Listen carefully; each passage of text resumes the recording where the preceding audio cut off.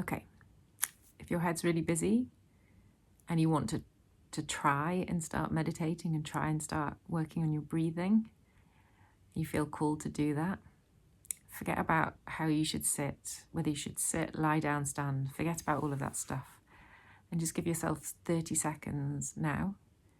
And what I want you to do is just tune into your breath first of all. So hand on your heart, hand on your belly. And don't worry about whether it's right or wrong. Just do it.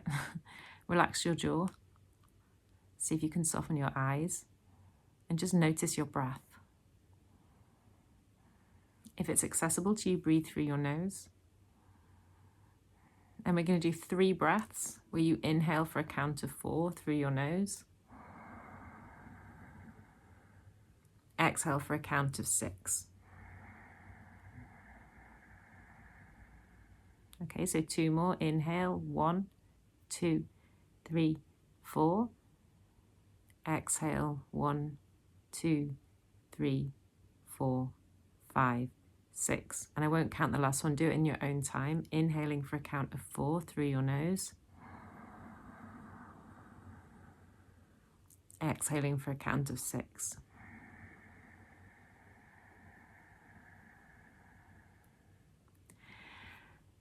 And what I recommend, and we're all different, if your head's really, really crazy busy, just try to focus on the counting.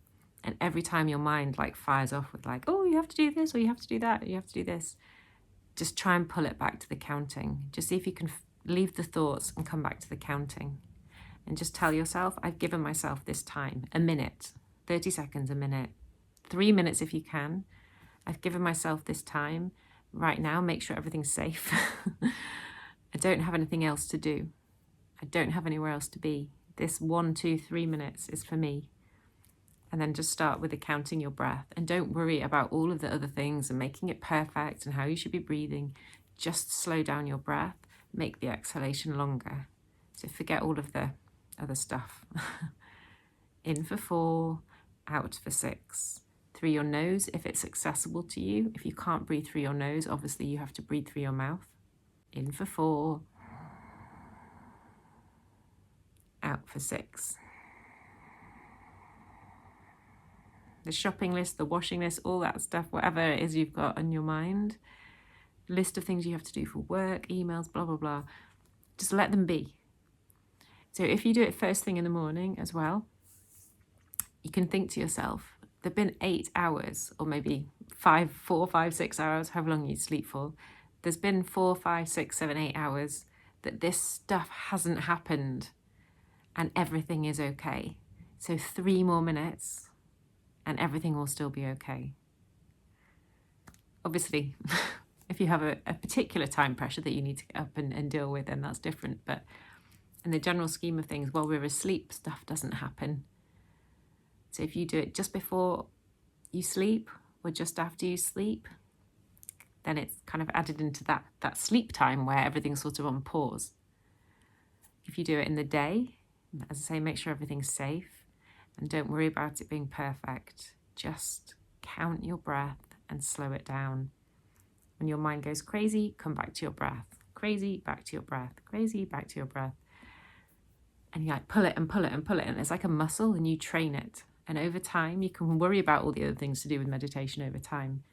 But the first step, I think, is to learn to give yourself that time. Make it achievable by making it super, super short. Just say, right, 30 seconds, I'm just going to notice how I'm breathing and slow it down. And then you might think, oh, I feel a bit better after that. And then you can build from there. But don't try, well, you can do whatever you want. But from my personal experience, the way that it worked for me, and which is all I know, which is why I'm sharing this, is that I started small and built up.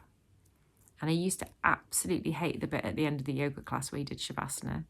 My head was just like, why am I paying someone to lie down? This is ridiculous. I've got so much I need to do. And I just wanted to get up and run out of there. In fact, I think quite a few times I left before Shavasana.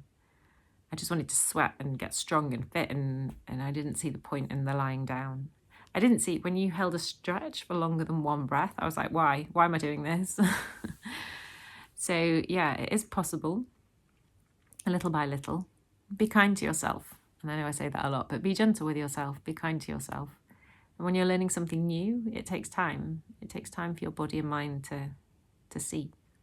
And yeah, I just wanted to share something really, really short, because when I first started trying to meditate, I guess, I just couldn't. I hated it. I tried the Calm app, and they were saying, imagine your thoughts floating like clouds through your head or something, and I just get really angry. Be like, and I've been resisting meditating a lot recently, but the last few days I've been getting back into it for lots of personal reasons, and it's just so amazing. So I just want to share something really, really short.